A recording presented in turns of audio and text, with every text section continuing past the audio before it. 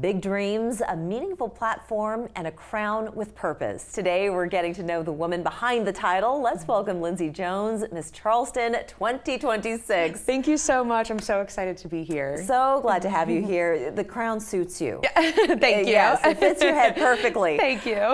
So what went through your mind when you did receive the crown, that your name was called and you were chosen? I still can't believe it. Miss South Carolina is only 3 months away. Honestly, hasn't hit me yet. I still can't believe it. I feel like I'm living in a dream. I'm just so grateful and so excited. Yeah, and we were talking about this before we got started, but you know, a lot of times young girls, they're in pageants all their life, but you started a little bit later on the spectrum. Yeah, so a lot of people grow up competing in pageants truly their entire life. I didn't start until I was later in high school, and someone came into my classroom and told us about what pageants were, and I had no idea what it was, and I was like, well, this sounds kind of cool. I want to get started into this, and joined shortly after that. I've only ever done a handful my entire life. That's what, you know, we've had other pageant winners, other crowned young ladies, and you know, to dispel the myth that it's not just about projecting the image of perfection. Yes. It's about the work that you do with the crown and the title. Absolutely. So talk a little bit more about Yes, the a lot of purpose. people think that you have to fit a certain stereotype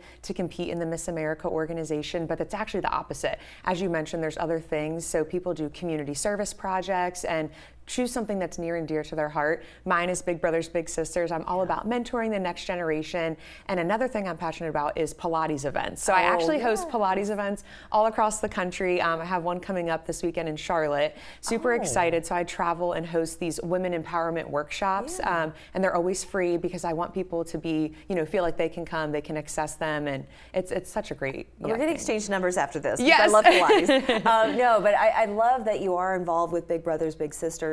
And we see this image as someone who's a role model for young ladies. And how important is that? And what kind of an impact are you making when you present yourself in a certain way to these young, impressionable girls that are seeing some of these other images that I personally don't like seeing? Yes, I think social media has played such a big part of that. Now they're seeing certain things on social media about what, you know, a typical teenage girl looks like, but I think it's so important to be real and raw, and that's what my goal to do as Miss South Carolina is, to travel to all different types of counties, states, etc., and let people know that I'm a real person. You know, this is attainable, this is achievable. You want to look at the next Miss South Carolina and think, that could be me, I could be her, I want to compete. That's what I want to do through mentorship with Big Brothers Big Sisters, with Miss America, letting people know they can be in my shoes too, they can compete, and it's not a far-fetched dream that it might feel like to some people. And to be a Miss Charleston or Miss South Carolina or Miss America for that matter in your own right, in your own home, in your own community or workplace. So it's something that you can carry with you your whole life, whether or not you wear the sash and the crown,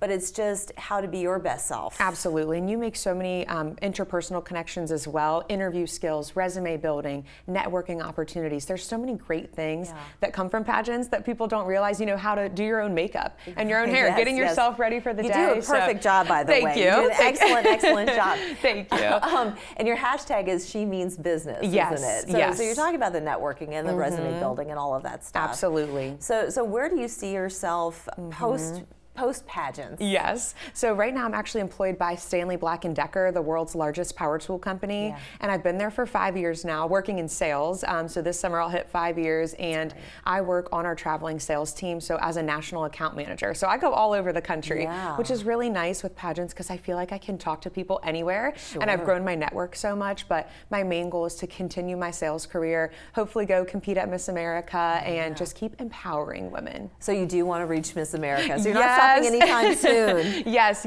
I hope that I can win Miss South Carolina in June and represent our amazing state at Miss America. Yeah, that's beautiful. So what is next now for Big Brothers Big Sisters? You've got a fundraiser going on during the month of March. Yes. So I have a fundraiser going on right now where I'm hoping to raise $10,000 in the month of March. So big goal, but I am very excited, and through the power of social media, connections, networking, business opportunities, I'm super excited to hit that goal this month. That's wonderful. How do people find out more information so they can make a donation? Yes, they can reach the link in my bio. So at Lindsay Jones 1 is my handle. It's also on my website, lindsayjones.org, and it's all the information is on the socials for that. Okay, great. Do you have any last messages for the young ladies who are watching this, and even for the gentlemen out there that, you know, appreciate a woman who, stands in her own empowerment. Absolutely. That takes good care of herself. Yes. That puts a lot of stock in her intellectual development as well as her professional.